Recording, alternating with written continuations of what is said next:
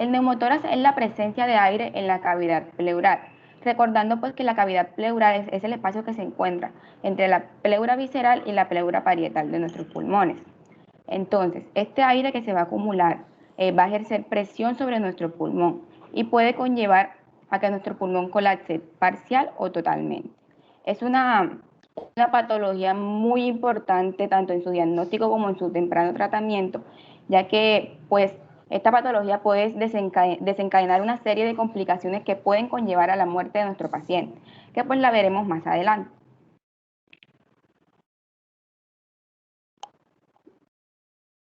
Listo. Entonces, antes de hablar del neumotórax como tal, hay que conocer un poco de anatomía. Sabemos que las pleuras son dos membranas serosas. La pleura visceral va a estar recubriendo lo que es todo nuestro pulmón, todo nuestro parénquima pulmonar. Y la pleura parietal o hoja parietal va a tener 4 porciones. Una porción cervical que se va a encontrar en los ápices pulmonares, una porción costal, pues del lado de nuestras costillas, una porción diafragmática en el diafragma y una porción mediastínica en el mediastino torácico. Pasa, Walter. Ok, entonces, en el día de hoy les vinimos o le quisimos explicar un poco acerca de cómo se da la mecánica de la ventilación pulmonar. Y para ello hay que tener en cuenta varias presiones que son muy importantes. La primera va a ser la presión atmosférica, que es la presión que va a ingresar por nuestras vías aéreas. Esta presión va a tener un valor de 760 milímetros de mercurio. Hay otra presión muy importante que es la presión intrapulmonar, que es la que se da en el parénquima pulmonar como tal. Y esta presión va a ser hasta de -3 por debajo de la presión atmosférica. O sea que va a tener un valor de aproximadamente 753 milímetros de mercurio. Otra presión va a ser la presión intrapleural, que va a ser la presión que se va a encontrar entre la pleura visceral y la pleura parietal, o sea, en el espacio pleural o intrapleural. Esta presión va a ser de hasta -6 milímetros de mercurio por debajo de nuestra presión atmosférica. O sea que va a tener un valor de aproximadamente 754 milímetros de mercurio. Ya hay una presión transpulmonar, que es la presión que nos va a medir la capacidad elástica de nuestro pulmón. Entonces, en el caso de la inspiración, hay una ley que nos dice que el volumen es indirectamente proporcional a la presión. Entonces, para que se dé la insuflación de nuestros pulmones, la presión intrapulmonar deberá descender. Por tanto, en la inspiración, la presión intrapulmonar puede llegar de hasta -3 milímetros de mercurio. ¿Para qué? Si cae la presión, aumenta el volumen. Por tanto, se daría la insuflación de nuestros pulmones, acompañado, pues, obviamente, de la contracción del diafragma. En el caso de la expiración, pasa todo lo... No, espérate, bueno. En el caso de la expiración, pasa todo lo contrario. La presión intrapulmonar deberá aumentar hasta más 3 milímetros de mercurio por encima de la presión atmosférica, perdón. Entonces, con ello se permitirá la salida del aire de los pulmones y la relajación del diafragma, pues para conllevar a la expiración. Pasa, vuelta. Ok, ya hablando un poco de la fisiopatología del neumotórax, tenemos que lo que necesitamos que primero se realice o pase va a ser una perforación en la pleura visceral de nuestro pulmón, lo que va a conllevar a que el aire del parénquima pulmonar se escape hacia el espacio pleural. Consecuentemente, la presión intrapleural, que sabemos que siempre va a ser negativa, va a ir perdiendo su negatividad hasta convertirse constantemente positiva. Si esta perforación no cicatriza, el pulmón va a ir perdiendo volumen. Y cuando la presión intrapleural se iguala a la atmosférica, o sea, 760 milímetros de mercurio, el aire pulmonar cesa su total movimiento. El paciente va a dejar de ventilar con el pulmón afectado y se va a dar lo que conocemos como el colapso pulmonar. Este colapso pulmonar va a ocasionar una disminución en el retorno venoso, que pues lo que nos va a llevar a la aparición de los síntomas o de los principales síntomas del neumotórax espontáneo. Pasa, bueno. Ok, entonces, hay dos puntos muy importantes acerca de la fisiopatología del neumotórax. El primero va a ser la disminución de la capacidad vital, sabiendo pues que la capacidad vital es la cantidad de aire expirado después de una inspiración prolongada. Esta capacidad vital va a ir de más o menos de 3 a 4 litros de aire y va a ir disminuyendo conforme avanza la edad de nuestro paciente o de nosotros. También va a haber un incremento del gradiente alveolo-arterial. Este gradiente es el que nos va a medir cómo está el intercambio de gases en nuestros alvéolos. Entonces, al no haber el intercambio de gases, si valga la redundancia, el gradiente alveolo-arterial va a aumentar, lo que nos va a dar como origen que aparezca la hipoxemia, que como sabemos son las bajas concentraciones de oxígeno en sangre. Entonces, en la hipoxemia también se va a dar la disminución de la relación ventilación-perfusión, recordando pues que la ventilación siempre va a estar a cargo de nuestro pulmón y la perfusión a cargo de nuestro corazón. Entonces, en la hipoxemia por neumotórax espontáneo lo que se va a dar es lo que se conoce como shunt pulmonar. ¿Qué va a pasar aquí? Que van a haber órganos bien perfundidos, pero mal ventilados. Y pues todo depende de la severidad o magnitud del neumotórax. Bueno, entonces existen 3 grados de neumotórax. El grado 1 o neumotórax pequeño en el que se va a ver afectado menos del 10% del parénquima. El pulmón no va a estar por fuera, de la línea medio-clavicular. El grado 2 o neumotórax mediano va a afectar entre el 10 y el 60% del parénquima. Y nuestro pulmón va a coincidir, o sea, el tamaño de nuestro pulmón va a coincidir con la línea medio-clavicular.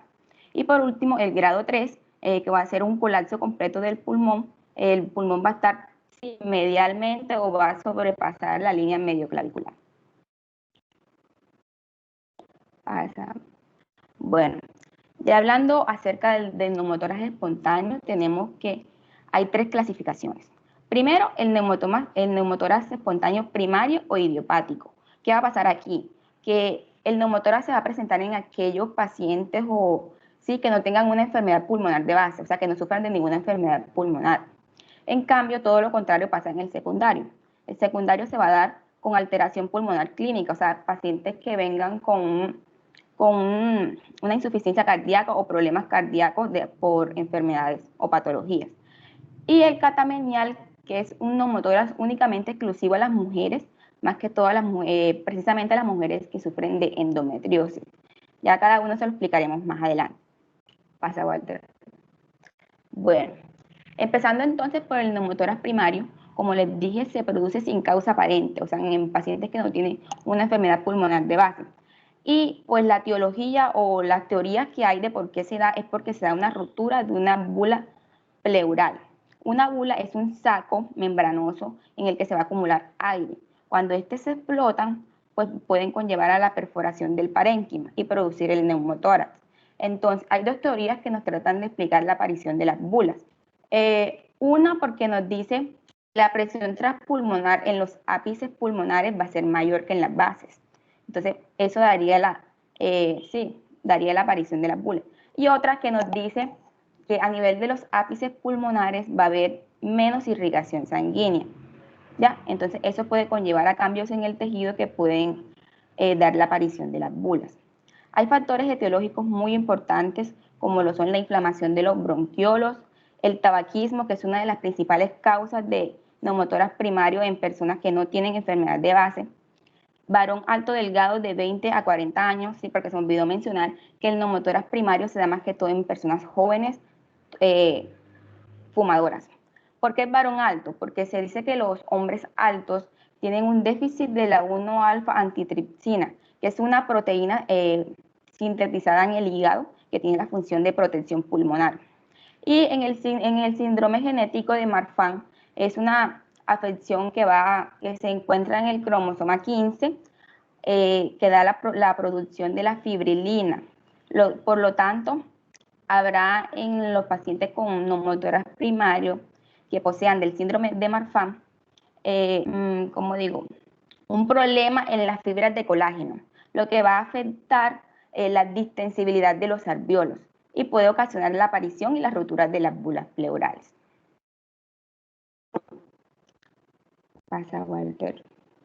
Bueno, hablando del neumotórax secundario, este es un poco diferente al primario. ¿Por qué? Porque las bulas van a estar intraparenquimatosas, ocasionadas obviamente por las patologías de base, ¿Qué quiere decir esto? Que se van a formar pequeñas bulas a nivel del parénquima pulmonar y se van a ir agrupando hasta llegar al espacio, a la pleura visceral y ocasionar la ruptura. Entonces, dentro de las enfermedades pulmonares tenemos principalmente la enfermedad pulmonar obstructiva crónica, que lo que nos va a ocasionar es un enfisema pulmonar ocasionado por el debilitamiento de los alveolos que puede conllevar a su ruptura. En la tuberculosis lo que nos va a ocasionar va a ser una fibrosis alrededor de nuestros alveolos, lo que va a convertir lo que los circunda en un tejido muy denso. La fibrosis quística, que es una enfermedad genética, o una enfermedad así, que se da más que todo en niños, aparece en niños en edad temprana, lo que va a ocasionar es que las células de nuestro cuerpo, las células productoras de moco, van a estar alteradas. Por tanto, las secreciones de las vías pulmonares que la principal función de estas va a ser la de lubricación, se van a tornar densas y nos van a ocluir tanto los alveolos como las vías aéreas. La neumonía por neumocitis carini es una neumonía que se da más que todo en pacientes inmunosuprimidos, como por ejemplo en el caso del VIH, y sabemos que la neumonía afecta directamente al parénquima pulmonar. Entonces va a estar afectando los alveolos, que son la principal causa de la aparición del neumotórax. Y el asma también. Se me olvidaba también que el neumotórax secundario se presenta más que todo en personas mayores, de alrededor de 55 años o más, y ya, pasa a guardar.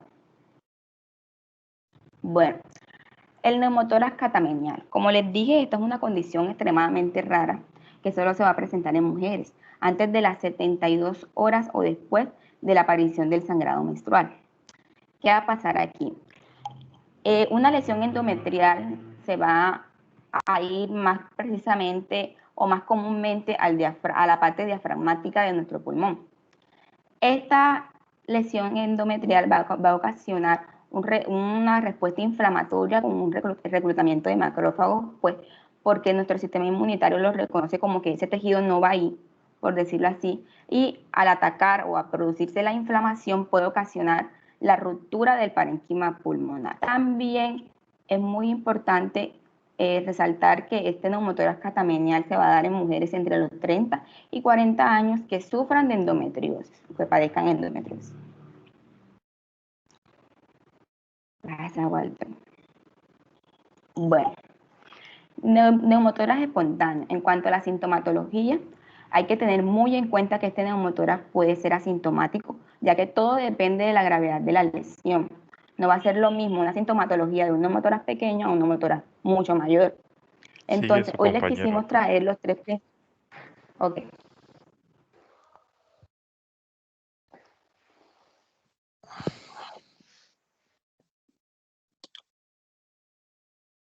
¿Ya me está viendo, doctor? Bueno, entonces, siguiendo con la sintomatología, encontramos el de lo pleurítico, que se da porque se produce la irritación de la pleura parietal, que es la que contiene las fibras nerviosas, que van a transmitir esa sensación de dolor al paciente. Ese dolor lo va a sentir a un costado del tórax y por eso se le conoce como dolor en punta de costado. Lo que es la pleura visceral y el parénquima no tienen ninguna inervación nerviosa que transmite esa sensación de dolor. Al contrario que la pleura parietal, que en su porción mediasténica y diafragmática va a estar inervada por el nervio frénico, y la porción costal y cervical va a estar inervada por los nervios costales. Estos nervios tienen unas ramificaciones hacia los brazos por medio del plexo braquial, lo que hace que esa sensación de dolor se irradie. O sea que el paciente nos puede decir que está sintiendo un dolor en el costado del tórax y también que un dolor en el brazo, y también va a depender de qué pulmón está afectado, sea el derecho o el izquierdo. También está la disnea, que se da por las señales que provienen de los quimiorreceptores, los mecanorreceptores y comandos respiratorios que van a mandar una señal al sistema nervioso central y se va a producir esa sensación de falta de aire. Con respecto a la tos, esta se produce por un reflejo que se llama reflejo tusígeno. Este se da porque hay una excitación recibida en el tejido pulmonar. Esa va a subir por el nervio vago hasta el bulbo raquídeo. Luego se va a enviar una señal a lo que es el diafragma para que se produzca la contracción. Y bueno, después de eso, los músculos intercostales y abdomen se van a contraer, elevando la presión dentro del tórax y así hacer el esfuerzo de extraer el aire que no puede salir, ya que la glotis en ese momento está cerrada. Y ya por último, en esa parte, es que los receptores aferentes que están dentro del epitelio bronquial ponen en marcha la tos que ayuda a los bronquios y alvéolos a desocupar. En este caso sería el aire que se encuentra en los alvéolos, en la pleura y eso. También puede ser moco o cualquier otra sustancia.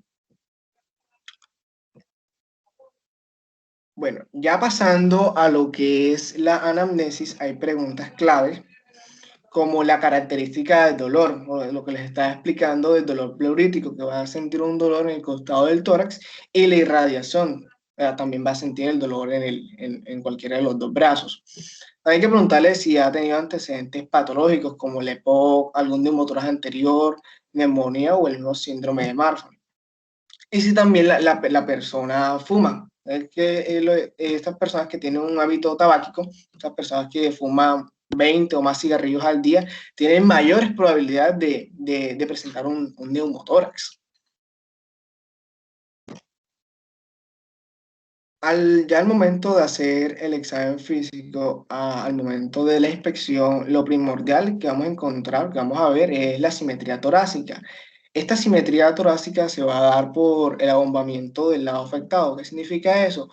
Como la pleura se llena de aire, va a hacer que ese hemitórax se vea un poco más grande que el otro que está afectado.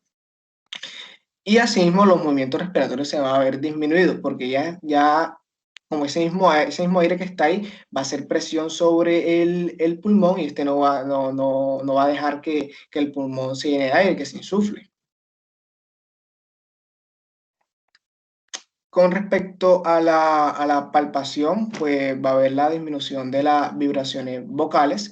Que como bien sabemos, esas vibraciones vocales se van a producir en la laringe gracias a las cuerdas vocales, ¿cierto?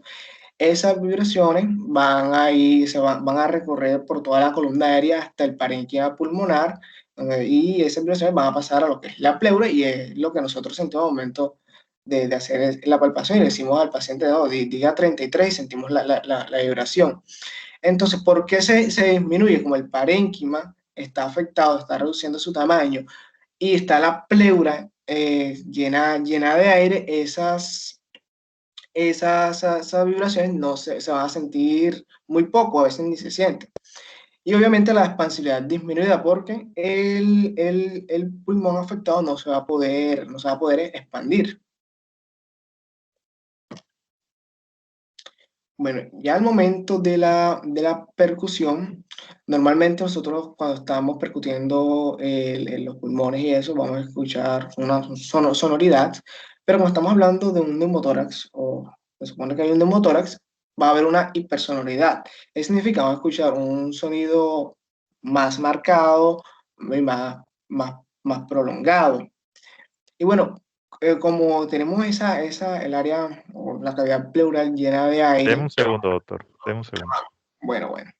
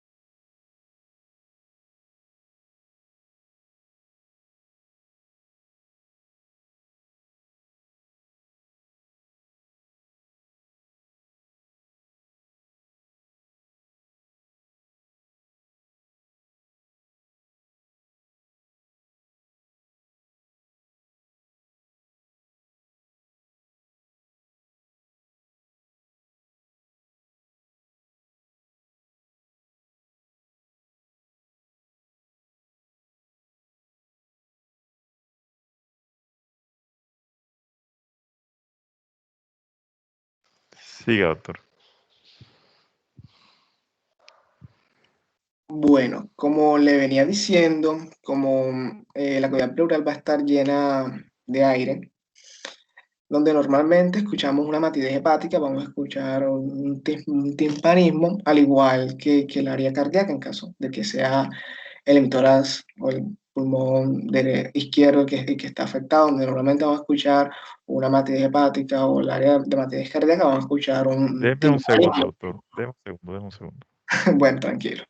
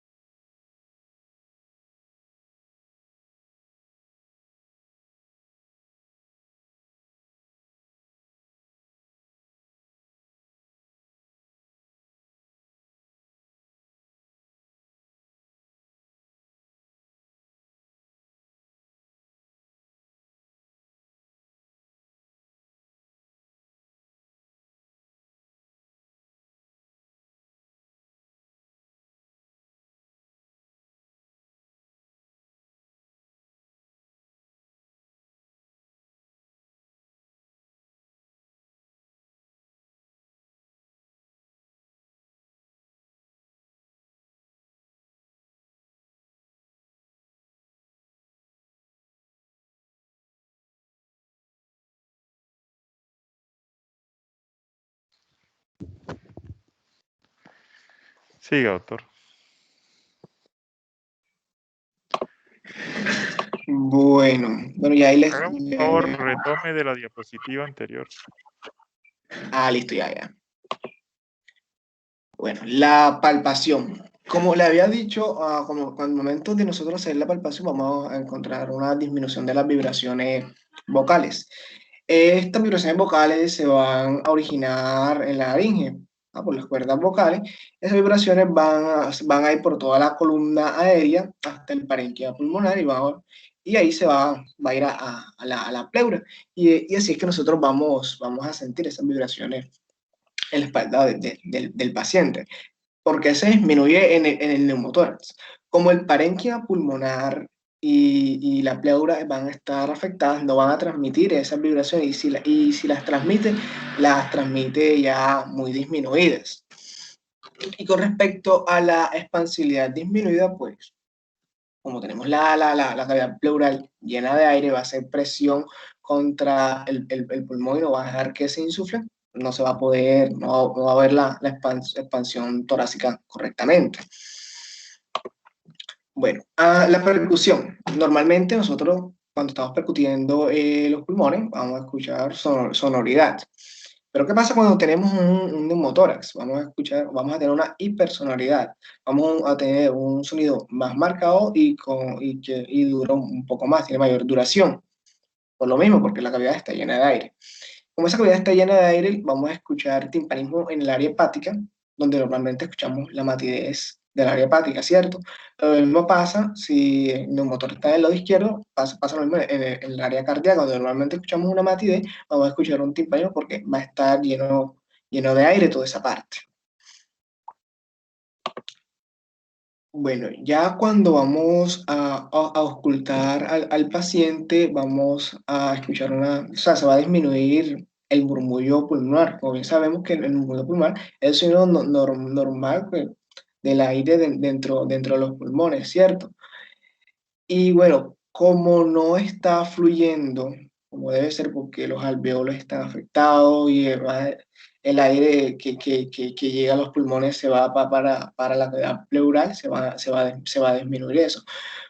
Y bueno, si escuchamos la disminución como encontramos la disminución del murmullo pulmonar, podríamos decir que el colapso es parcial porque todavía hay movimientos pulmonares que hacen que se mueva el aire. Caso contrario, que pasa con el silencio respiratorio. Silencio respiratorio ya no hay movimientos pulmonares, no hay movimiento del aire, no se va a escuchar nada. Y ahí sí ya podemos estar diciendo que tenemos un colapso total del pulmón. Y bueno, como todo, va a tener sus complicaciones. Un neumotórax espontáneo puede llevar al paciente a un neumotórax a tensión. Bueno, como bien lo dice, se desarrolla cuando ya la pleura se llena de aire y hay algo que se llama la válvula de un solo sentido. ¿Qué significa eso? El aire que ya los alvéolos salen por donde está rota la bula, ¿cierto? O está rota la hoja visceral y se va para la cavidad pleural. Pero ese aire que está en la cavidad pleural no tiene por dónde salir. Entonces, se va a ir acumulando ese aire, va a comprimir el pulmón y como consecuencia de eso vamos a tener un desplazamiento del mediastino y va a comprimir al pulmón contralateral que no está afectado. Y bueno, va a desplazar lo que es la tráquea, el esófago y el aumento, y también el corazón, y el aumento de la presión intratorácica va a ser lo suficiente para disminuir el retorno venoso al corazón. Y aparte de todo eso, cuando ya se complican neumotórax a tensión, podemos, en la parte de auscultación cardíaca, vamos a escuchar una taquicardia y el signo de Hamann o Hamann. Es un roce o un sonido crujiente que se da durante la sístole y la diástole. Y como está el desplazamiento del mediastino, también va a cambiar la disposición de los focos auscultatorios cardíacos. Y también al momento de hacer nosotros la palpación, vamos a encontrar la palpación hepática porque va a haber un aplanamiento del diafragma. y desplazamiento del hígado. Y bueno, doctor, no sería más nada sobre neumotórax. ¿Estás seguro de eso que dijo? Sobre lo que investigamos, pues sí. Neumotoras, atención. Regresa un poquito atrás. Dice, se desarrolla cuando una lesión pulmonar o la pared torácica es tal que permita que el aire entre a cavidad pleural, pero no salga fuera de ella. Como resultado, el aire se acumula y comprime el pulmón y finalmente desplazar el mediastino, la desplaza, ¿no? ¿Cómo? Comprimiendo el pulmón contralateral y el aumento de la presión intratorácica suficiente para disminuir el retorno venoso. A ver, doctor. Eso, semiológicamente, ¿cómo se evidencia? Semiológicamente, pues a la inspección está la cianosis, porque como no hay un buen retorno venoso al corazón porque están comprimidos, las venas cavan, no permite que llegue, o sea, la sangre al corazón, vamos a encontrar lo que es la cianosis. Solo eso se le ocurre decir. Hay como 50.000 signos y síntomas de un neumotórax, atención.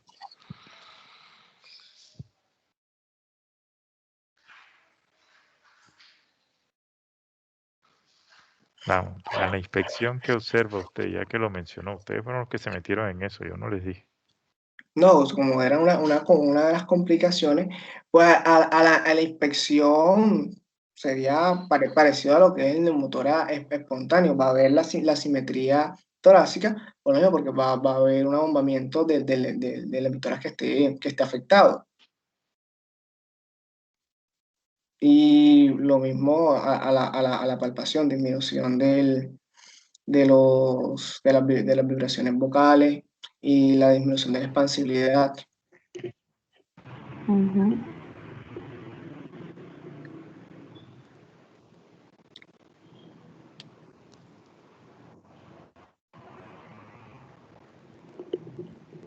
¿Qué pasa si se disminuye el retorno venoso al corazón?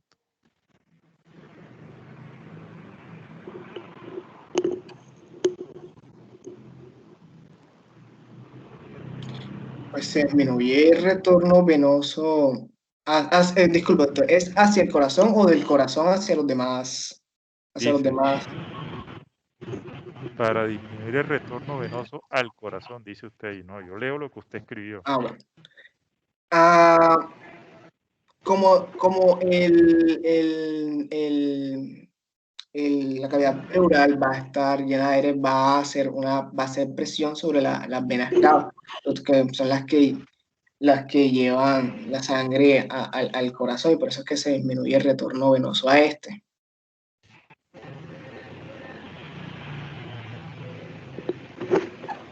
Con todo lo que usted ha escuchado,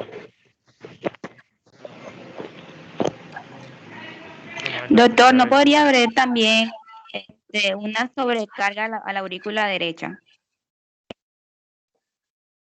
¿Me está preguntando? No, las preguntas las hago yo, doctor. No, ok. Ya. No, y Usted- aparte de eso, se disminuye la precarga. Exacto.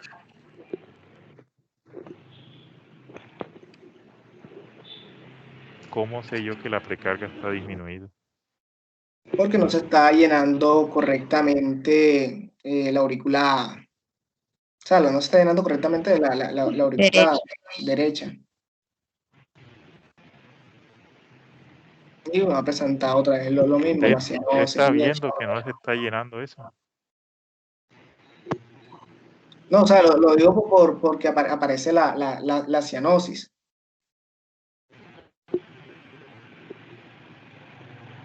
Sigue usted con la cianosis.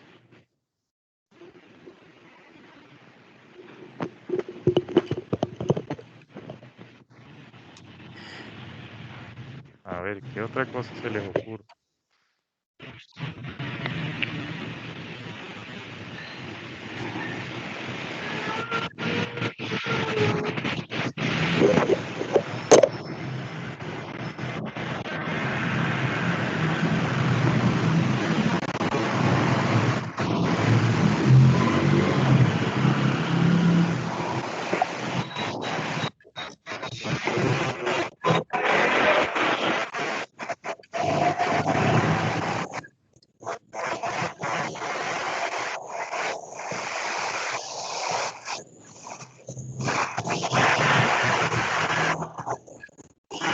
No sé de quién es la interferencia, pero seguro mía no es. A ver, ¿qué le puede pasar? Apaguen el micrófono porque estoy escuchando mucho sonido extraño.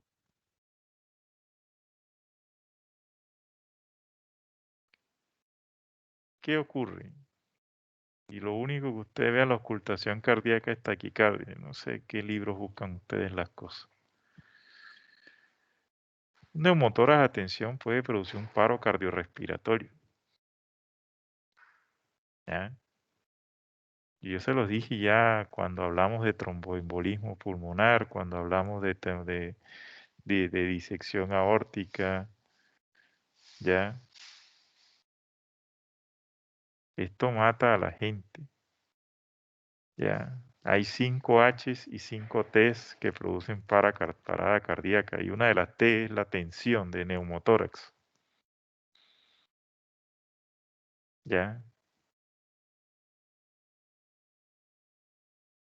Si se disminuye el retorno venoso, se disminuye la precarga del ventrículo derecho, disminuye el gasto cardíaco, disminuye la presión de perfusión sistémica, el paciente se pone hipotenso, pálido, frío, sudoroso, con alteración del estado de conciencia, porque también genera hipoxemia, y con la disminución del gasto cardíaco el paciente va a estar somnoliento o nubilado, puede presentar un síncope, va a haber ingurgitación yugular. Más allá de la simetría, el abombamiento del emitórax afectado, va a haber desplazamiento de la tráquea hacia el lado contralateral, su mismo dibujo lo está mostrando ahí. Va a haber desplazamiento del choque apexiano más hacia la izquierda en caso de que sea derecho. Va a haber presencia de latidos para externar por el aumento de la presión de la aurícula y el ventrículo derecho. Porque esas cosas ustedes no las encuentran. Eso es lo que me llama la atención. Nada de esas cosas está relacionada ahí. A la ocultación del pulmón va a haber un soplo anfórico, que es como soplar el pico de una botella. Caracteriza el neumotórax, sobre todo cuando es grado 3 que colapsa el pulmón afectado. Puede haber un desdoblamiento del segundo ruido por hipertensión pulmonar, por colapso pulmonar. Esas cosas no las buscan o no las encuentran. No sé dónde buscan ustedes. En Wikipedia será. Vamos a buscar Wikipedia aquí en el computador mío a ver si aparece eso de ustedes. Porque la verdad es más, puede que de pronto no encuentren un texto que seguro es lo que ustedes quisieran encontrar, un texto donde encuentren todo lo que tendrían que encontrar. Pero cuando uno está haciendo una revisión y está hablando de que se aumenta la presión transpulmonar, porque se aumenta la presión intrapleural, eso debe generar algo. Entonces, ¿qué hago yo? Me remito a la fisiología. ¿Qué pasa si la presión transpulmonar se aumenta?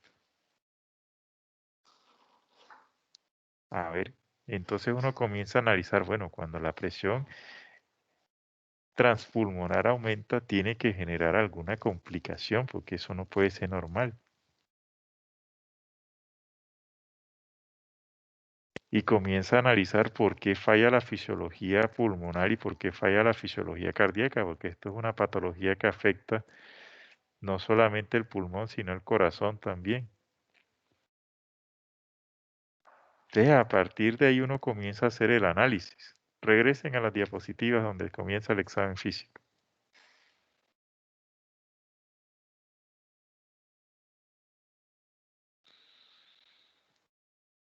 A la inspección, en el tórax estático, va a ver la simetría, el abombamiento del lado afectado. En el tórax dinámico, ¿cómo podemos ver a un paciente? Seguramente va a estar con dificultad respiratoria. Lo vamos a ver con taquipnea, lo vamos a ver con hipopnea, lo vamos a ver con signos de insuficiencia respiratoria. Seguro va a presentar aleteo nasal, una fase álgida por el dolor que presenta. ¿Ya? Podemos ver el desplazamiento de la tráquea hacia el lado contralateral. ¿Sí? Esas cosas se afectan ahí. Y si es un neumotórax, atención, la tráquea desplazada hacia el lado contralateral, el desplazamiento del choque apexiano, si es evidente, la presencia de latido paraesternal, la presencia de ingurgitación yugular sin colapso inspiratorio. Todas esas cosas se ven en la inspección, no están relacionadas ahí. Siempre hay que ver todo en el contexto completo, se los decía ayer y ustedes, es como que ya esto está hecho hace varios días y no aprovechan y con las correcciones que se hacen, pues van y lo revisan a ver qué otra cosa le puedo agregar.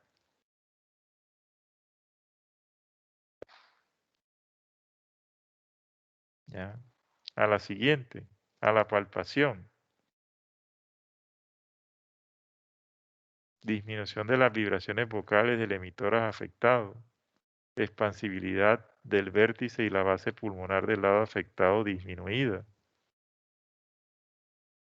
Puede haber un roce pleural.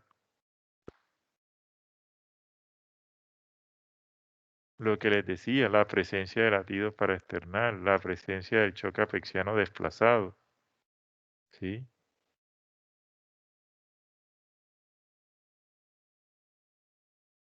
La palabra timpanismo, yo prefiero no usarla para la semiología pulmonar. Algunos libros lo mencionan. La palabra hipertimpanismo, yo trato de no usarla porque es un sonido que difícilmente lo que hay es hipersonoridad. Sí, obviamente desaparece la matidez hepática si es el derecho y desaparece la matidez cardíaca si es izquierdo.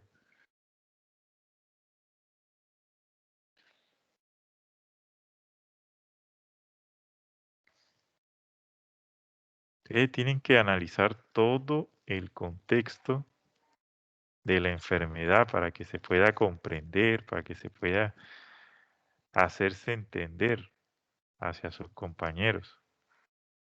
Eso es lo que se busca con esto. Regrese a la imagen de la fisiopatología un momentico.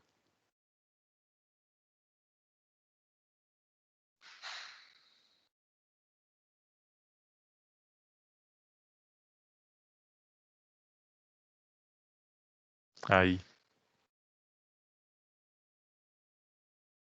Entonces, esa flechita termina ahí, disminuye el retorno venoso. Pero eso, ¿qué repercusiones tiene en el paciente? Entonces, terminaron ahí y igual terminaron en la otra, en la misma parte. Entonces, dieron pie a que se hicieran preguntas porque eso queda ahí inconcluso. ¿Qué pasa si se disminuye el retorno venoso? ¿Ya?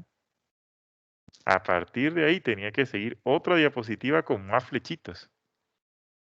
Disminuye el retorno venoso, disminuye la precarga del ventrículo del lado derecho del corazón, ¿ya? Disminuye el gasto cardíaco, disminuye el volumen sistólico. Como mecanismo contrarregulatorio se aumenta la frecuencia cardíaca para tratar de mantener un volumen sistólico adecuado, ¿ya? Eso no está relacionado ahí. Va a haber hipotensión arterial, va a haber taquicardia. ¿Ya? Va a haber alteración del estado de conciencia por hipoperfusión e hipoxemia. Puede haber síncope en contexto de un neumotórax.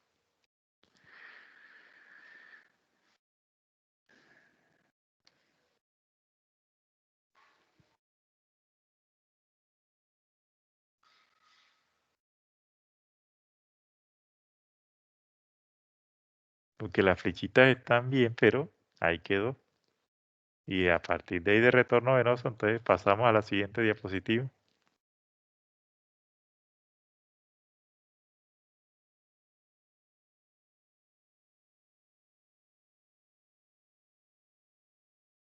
Y ya entonces nos enfocamos otra vez en la parte pulmonar. ¿Qué quiere decir incremento del gradiente alveolo-arterial de oxígeno? ¿Eso qué traduce? El incremento del gradiente alveolar de oxígeno se da porque se incrementa la presión, de oxígeno en los alveolos. Exacto, porque no se está dando el correcto intercambio. Que no me cargan las diapositivas.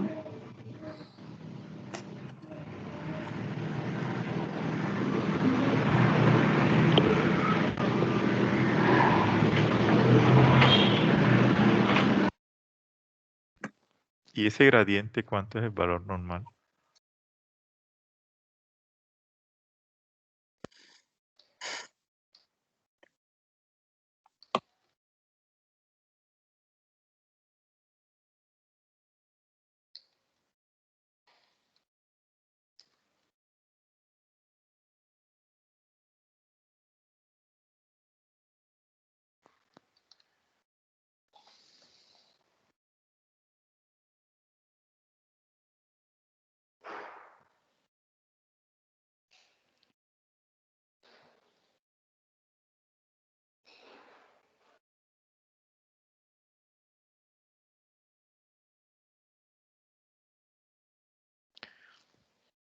Hola, ¿qué pasó?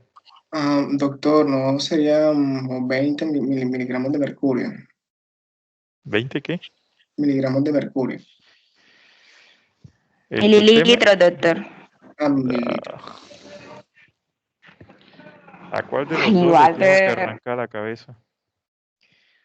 Oiga, ustedes A escuchan Walter, la doctor. corrección. No, usted también, doctora, porque no sé cuál de los dos está más desubicado. O uno habla de volumen o el otro habla de peso. No, doctor, es mililitros de mercurio.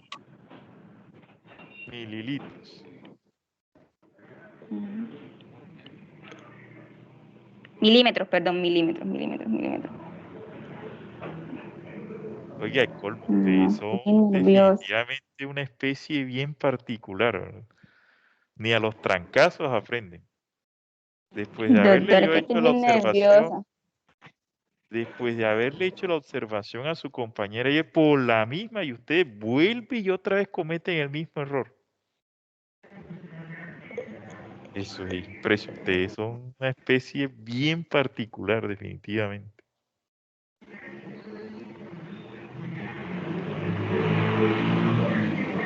A ver, ustedes se metieron solitos en eso. ¿Cómo se calcula el gradiente alveolo arterial de oxígeno? La presión alveolar de oxígeno menos la presión arterial de oxígeno. ¿Quién le dijo eso? Creo que lo leí en un libro, doctor. No sé en qué libro leyó En un eso. artículo, creo. Pues dudo de la calidad de ese artículo, eso no se calcula así.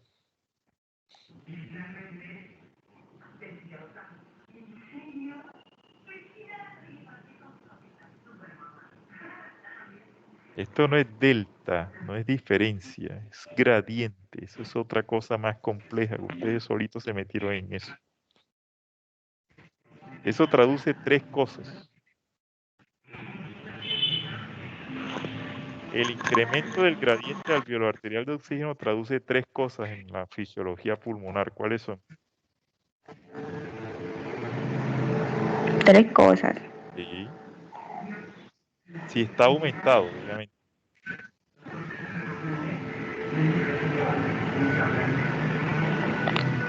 No sería la alteración en la BQ, doctor.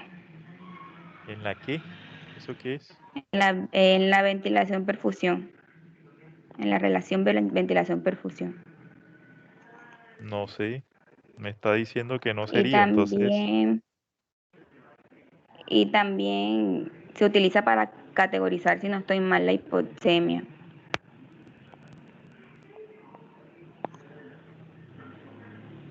No me ha dicho nada. A ver, digítelo ahí rápido en Google, a ver si sale. En su computador o en su celular, no sé dónde está buscando. Porque cogen y dicen las cosas a la primera que aparece. Ya, eso es lo que yo deduzco. Por eso es que me doy cuenta cuando buscan las cosas rápidamente en su computador o en celular o donde sea que lo hace. Cuando uno sabe la respuesta, uno la responde como es y la explica como es. Ya es como cuando se están soplando en un examen. La B, la C. No, no, ni siquiera se dan cuenta cuál es la que es el inciso que dice A, B, C, D, sino que solamente les interesa saber la letra de la respuesta.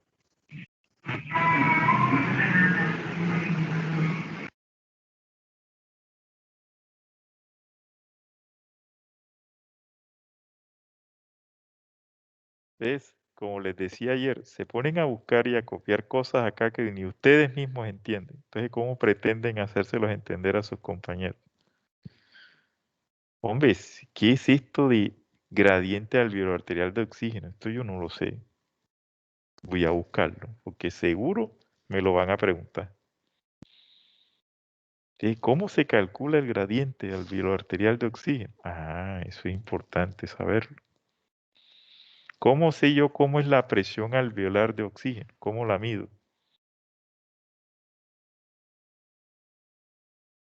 ¿Ya? ¿Será que le tomo una muestra de gas alveolar y cómo meteré yo una aguja en el alveolo para tomar la muestra de oxígeno que está ahí? Ustedes son víctimas de sus propias diapositivas, porque copian cosas o transcriben cosas o pegan cosas ahí que ni ustedes mismos entienden. Entonces, terminan ustedes mismos empantanados en situaciones que son deleterias para ustedes mismos, porque si no las entienden ustedes, ¿cómo pretenden hacerlas entender a los otros? ¿Ya? Conmigo no hay problema, yo sé lo que eso significa y sé cómo se calcula y todas esas cosas. Pero y sus compañeros quedan con la duda, si prestan atención, quedan con la duda y yo, ¿qué será eso? Entonces, es ahí donde está el detalle. Sigue a la otra diapositiva.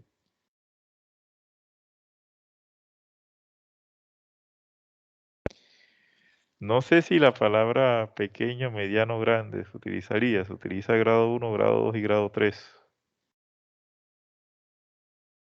¿Qué referencia usamos acá en estas divisiones? Se toma como referencia la línea medioclavicular. La siguiente diapositiva.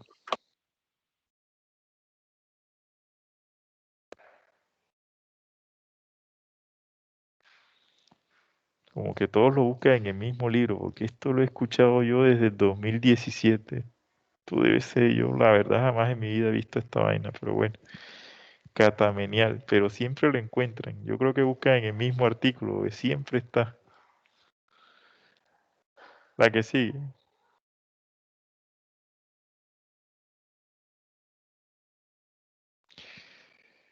A ver, lo del varón alto y delgado, imagínense, o sea, ¿qué es un varón alto?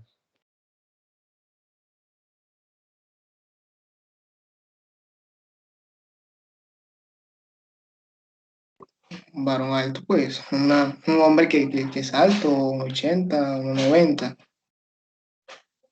Miércoles, doctor, o sea que yo estoy... No, y otra cosa es que, según lo que investigamos, van a tener una deficiencia de la alfa-1 antitripsina. Sí, es una proteína que va a proteger a los pulmones de cualquier daño. mm,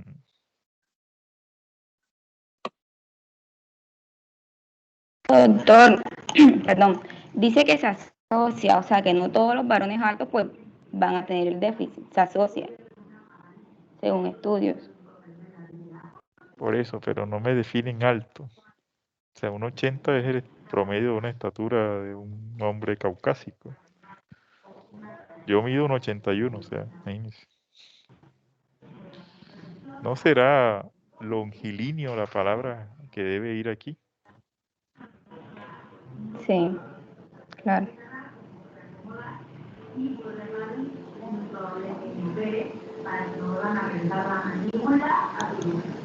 La que sigue.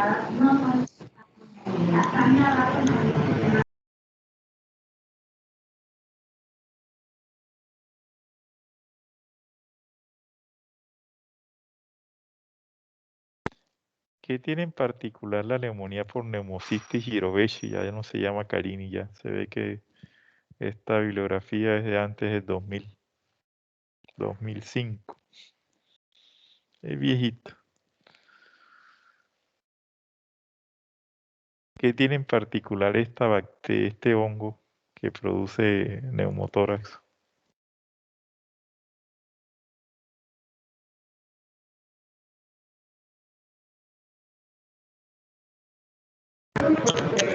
Doctor, pues yo diría que como nos ocasiona la neumonía nos va a ocasionar un gran exudado alveolar y esto pues podría afectar las paredes alveolares pues, Pero de los eso lo alveolos. hace el neumococo, el estafilococo,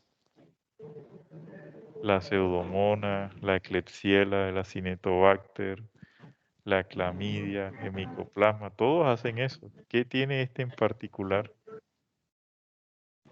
¿No se les llamó la Que atención? Porque afecta a personas, ¿cómo?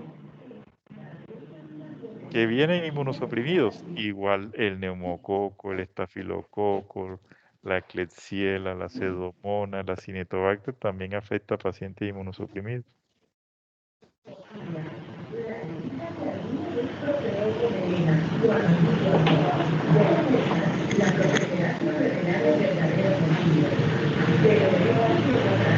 La siguiente diapositiva.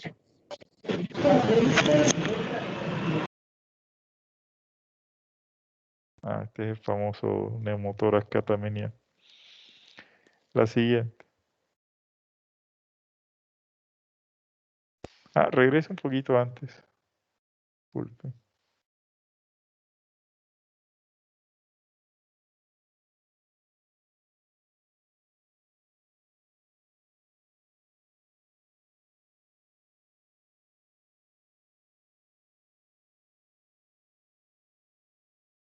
Ok, sigue.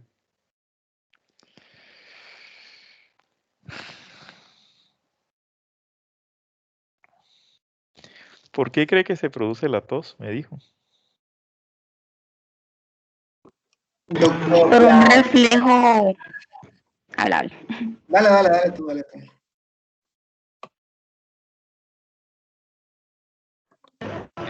Doctor, por un reflejo como de defensa del cuerpo ante la cantidad de aire que se va a encontrar en la cavidad pleural. Entonces, a través del nervio vago se va a mandar pues la sensación al bulbo raquídeo.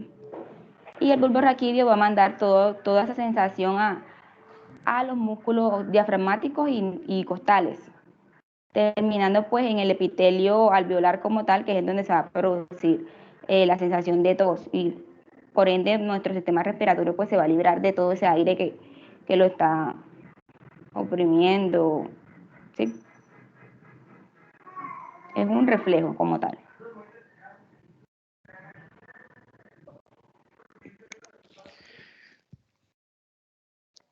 La tos es por el colapso pulmonar, no por el aire.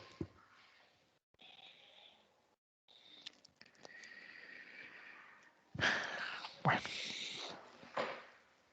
ustedes siguen negados a hacer las cosas como se tienen que hacer, definitivamente.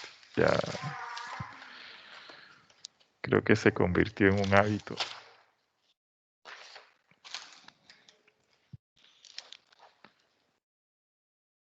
Le voy a hacer una pregunta a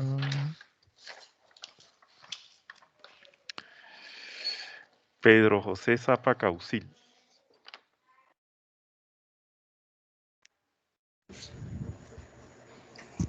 Presente, doctor. Doctor, después de escuchar la presentación de sus compañeros, ¿usted podría hacer un análisis de por qué una EPOC puede producir un neumotórax? No. No. Ok. Jorge Luis Morales.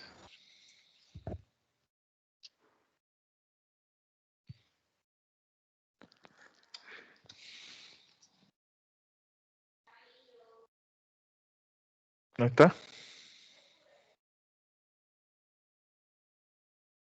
Carmen Cecilia Restanco Neo.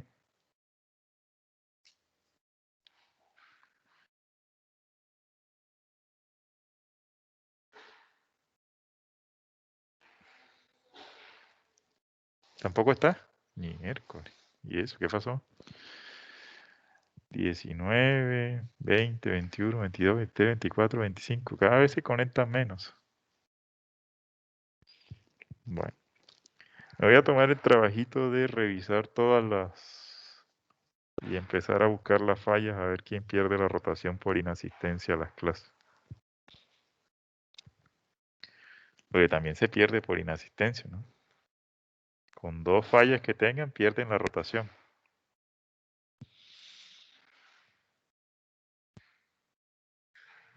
Bueno, el doctor, perdón, Jefferies Ruiz. Presente, profesor.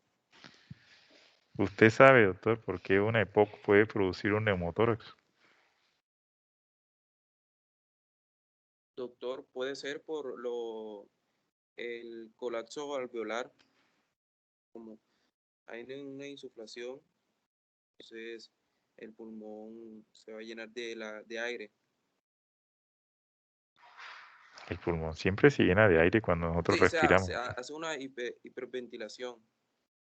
O sea, se insufla, se pone muy grande por el colapso alveolar.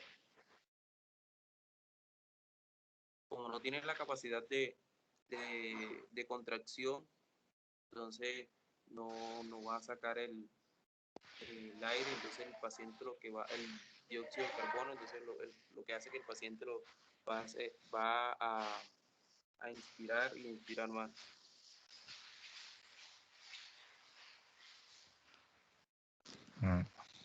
Eso puede ser. Es raro que ustedes no me hablen de esas cosas, sabiendo que me explicaron la fisiopatología de la época. Pero bueno, eso explica la nota.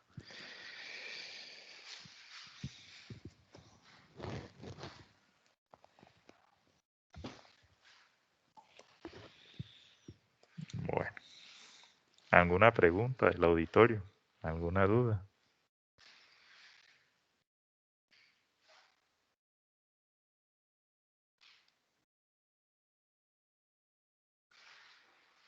Doctor, yo tengo una pregunta. Usted Sí, sabe que hay diferentes grados de neumotórax. Entonces, sí, los pacientes con grado 1 de neumotórax pueden desarrollar esa patología de manera crónica. O sea, si pueden durar sí, varios días o meses sin presentar alguna alteración. así es. Lo Ah, he ok. visto muchísimo. Ahí hemos tenido pacientes que incidentalmente, o sea, de casualidad se le encontró un neumotor a grado 1 y estuvo totalmente asintomático. Sí, eso puede pasar. De hecho, hay muchos pacientes después de una cirugía de tórax que quedan con neumotoras residuales. y no pasa nada. El que va a ser más sintomático es el grado 3, pero ya inclusive influye mucho el tiempo de instauración del neumotórax también sobre la sintomatología. Pero sí, un paciente con un neumotórax grado 1 puede ser crónico y eso puede no requerir tratamiento. Muchas veces eso se reabsorbe. Otro dato importante que tienen que tener cuenta, tanto más que todo a la palpación, es la presencia de enfisema subcutáneo, lo que indica la... Denme un segundo.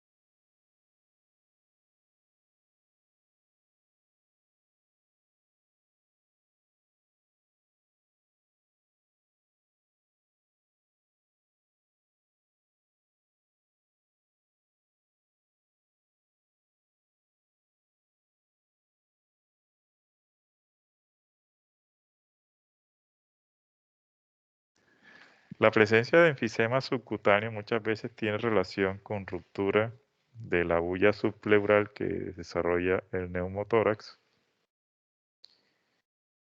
y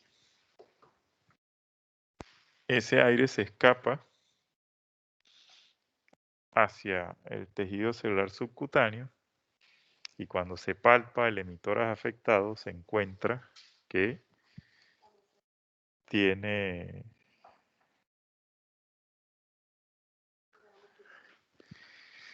tiene una especie de burbujitas en la piel, ¿sí? Como si, no sé si ustedes han visto algunos teléfonos, algunos electrodomésticos que vienen cubiertos de un empaque que tiene un poco de burbujitas, ¿sí? Esa sensación cuando uno palpa esa bolsita, ese empaque que a algunos les gusta reventar los globitos, esa es la sensación que se encuentra al momento de palpar enfisema subcutáneo. Eso es un hallazgo también que se puede presentar en pacientes con neumotórax. Eso tampoco estaba ahí. Doctor, Dígame.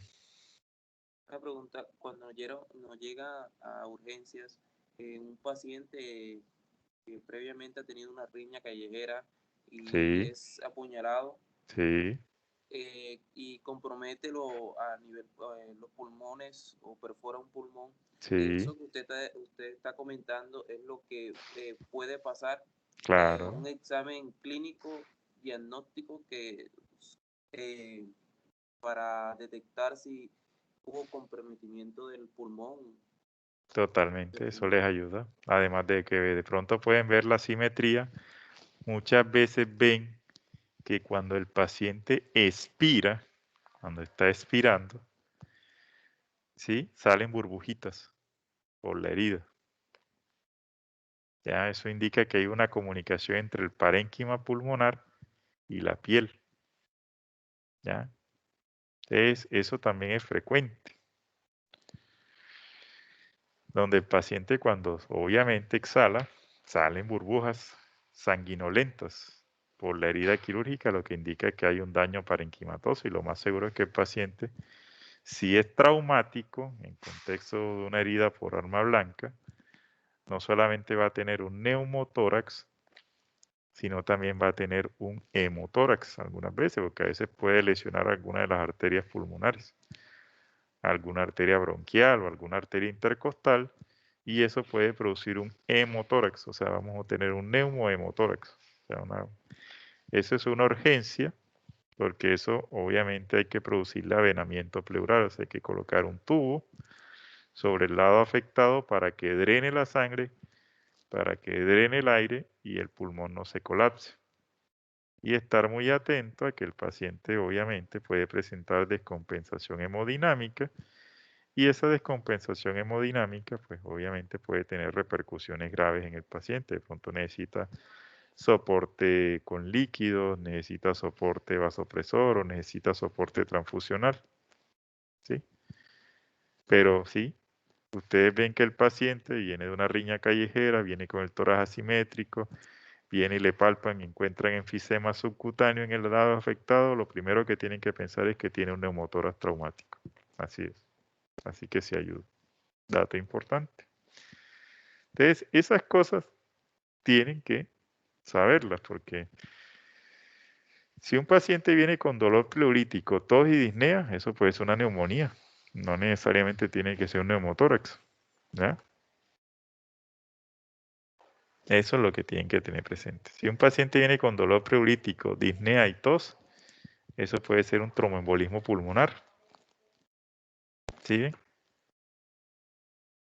Entonces, hay que tratar siempre de establecer un diagnóstico clínico que ayude a tomar conducta, porque si voy a esperar a que le hagan la radiografía de tórax para ver si tiene un neumotórax, sabiendo que tiene abombamiento del hemitórax afectado, enfisema subcutáneo, desplazamiento de la tráquea, signos de insuficiencia respiratoria, no tiene sentido. Ya yo sé que ese paciente lo más seguro es que tenga un neumotórax y eso sea la causa de la alteración en el patrón respiratorio. ¿Alguna otra pregunta?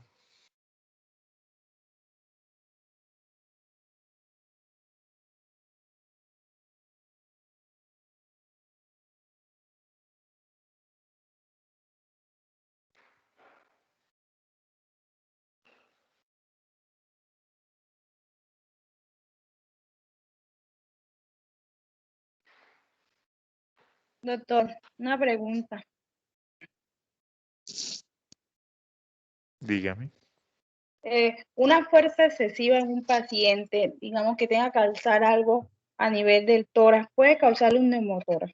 Puede llegar a Si dañar. hay un factor predisponente, sí.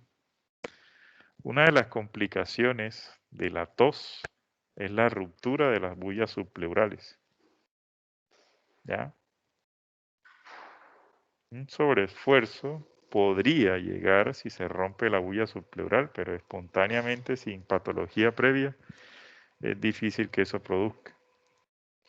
¿Ya? Acuérdense, una de las complicaciones de la tos es el neumotórax, precisamente por eso. La tos persistente puede hacer que haya cambios en la presión intrapleural y eso puede generar, obviamente, una ruptura de bulla subpleural y puede producir un neumotórax a tensión o un neumotórax espontáneo. Eso tampoco estaba acá. Bueno, ¿alguna otra pregunta? Disculpe, en cuanto a la situación anterior del señor que viene con la herida de arma a nivel del tórax, del pulmón, que si se presenta un neumotórax y también un hemotórax, ¿qué deberíamos hacer en ese momento? Lo primero es que hay que tratar de estabilizar al paciente, ¿ya? Porque si tiene un hemotórax es más complejo, porque un hemotórax no lo pueden drenar ustedes. Hay situaciones de emergencia frente a un neumotórax a tensión. La complicación grave de un neumotórax a tensión es que va a producir una parada cardíaca y por ende una parada respiratoria también.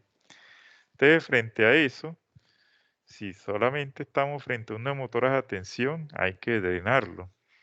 Entonces, del lado afectado, se van al segundo espacio intercostal sobre la línea medio clavicular y se introduce un avocat, o sea, un avocat, y se coloca totalmente perpendicular. Eso permite que el aire salga. Seguramente lo han visto en algunas películas de guerra y esas cosas. Hay una escena que me acuerdo mucho, que es la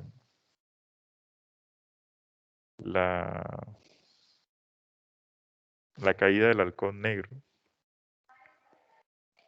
Ahí uno tiene una herida de bala, perfora el pulmón, produce un neumotórax y le colocan una válvula sobre el segundo espacio y sale el aire y enseguida se expande otra vez el pulmón.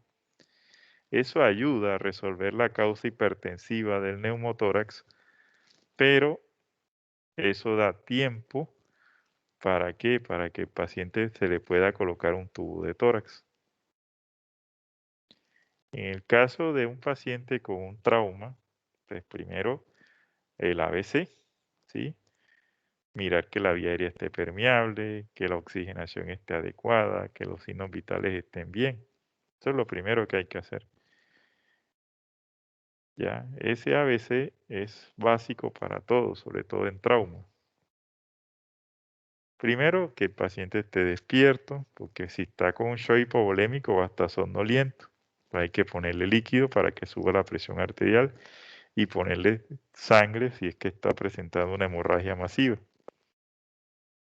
Segundo, que la mecánica respiratoria sea adecuada. Si es un paciente que tiene retracciones torácicas, pues ya hay que ir pensando en que por la insuficiencia respiratoria que está presentando, pues vayamos a tener complicaciones graves como un paro respiratorio. Entonces, si necesita aporte de oxígeno, se le coloca aporte de oxígeno para mejorar la oxigenación. Y si el paciente está hipotenso, si está hipoperfundido, si está pálido, pues líquidos y si necesita hemoderivados también. No, pero es que yo no se colocó un tubo de tórax. No pasa nada.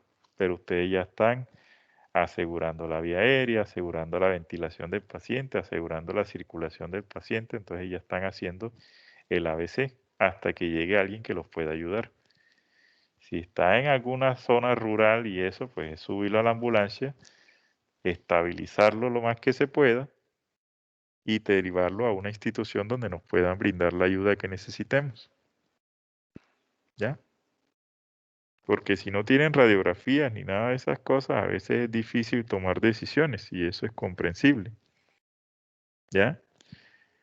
Pero si ustedes ven que el paciente llega con dolor pleurítico, disnea, anglasia funcional 4, tos seca, no productiva, y además de eso,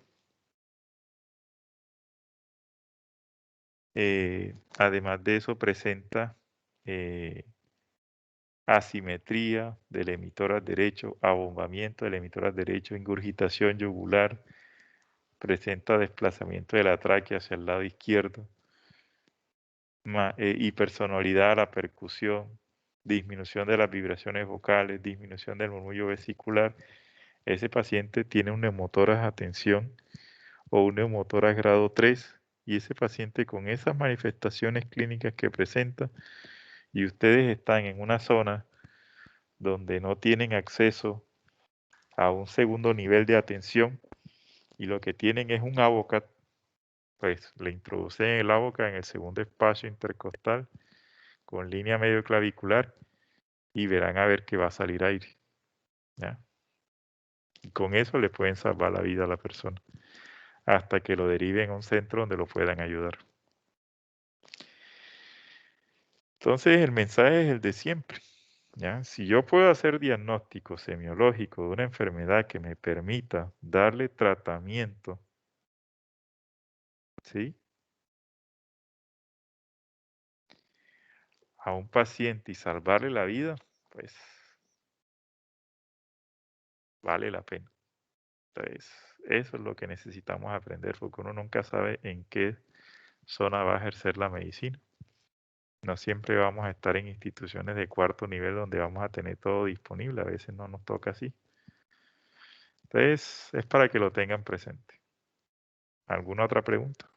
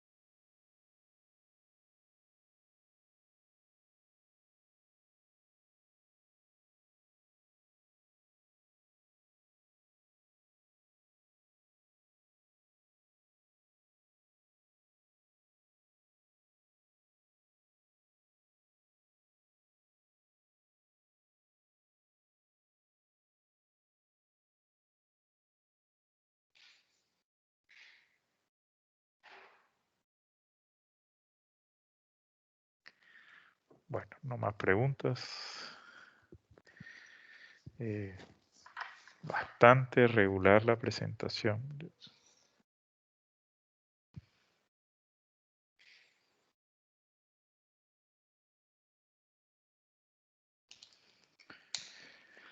Pero bueno.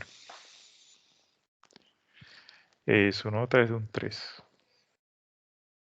Ahí hicieron algunos detalles, explicaron algunas cosas, pero le faltó más, profundizar más en el tema. Bueno, no más preguntas. Nos vemos mañana. Que tengan buen día. Lo mismo, doctor.